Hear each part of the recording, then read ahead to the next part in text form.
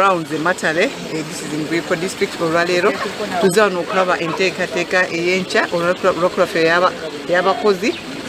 International Labour Day wetuli kwegamba buli kimu kigenze mu maaso naye ate nga bwe nategeeza abamawulire ku luli ne mbagamba nti nze nga Esther Anyakulu nasomerako wano era n'essomero linasomera primary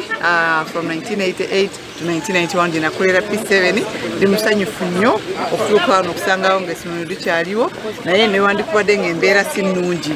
kyeno administration block era mbadde n'abasomesa abamu abataaliwo ne bamatonzi abaaliwo kwegamba kirungi nnyo okubeera ng'olina memo era njagala kwaniriza abagenyi bonna abagenda okujja eno enkya banange mwenna mujje enkya tuwagireko abakozi baffe abakozi be bakulaakulanya eggwanga lyaffe erya Uganda era tubalikoganizinga nnyo nga gavumenti ne international okulaba nti balinayo olunaku lwabwe gye bajaguza mujje mwenna abana-Uganda tuwagirewo His Excellency the President agenda kubeerayo eno ebuyukwe nkooyooyo Matale wano tuyina challenges tuyina ebirungi newabeerawo n'ezo ezitusomooza ng'abantu abakola mu factories ebiseera bingi bakola mu factories zino baagala esente zeeyongereko ekyokubiri waliwo n'ensonga eya minimum wage mbadde mugiwulira ensonga eyo ya president ajja gyogerako nkimanyi ensonga endala ya compensation abantu abakola mu makolero abantu be bakozesa abafuna ebizibu abafuna accidents President ensonga ezo azoogeddeko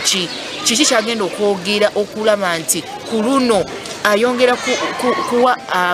abanansi essuubi nti ebintu bye tulina nga challenges ezitukwatako oba ebitusomooza abyogeddeko ate abantu balabe nti olunaku luno balukuza kyanga balina message ya president eri owekitiibwa so njagala kunga banabuyukwe mwenna we muli mujje enkya mu bungi president agenda beera wano saawa 4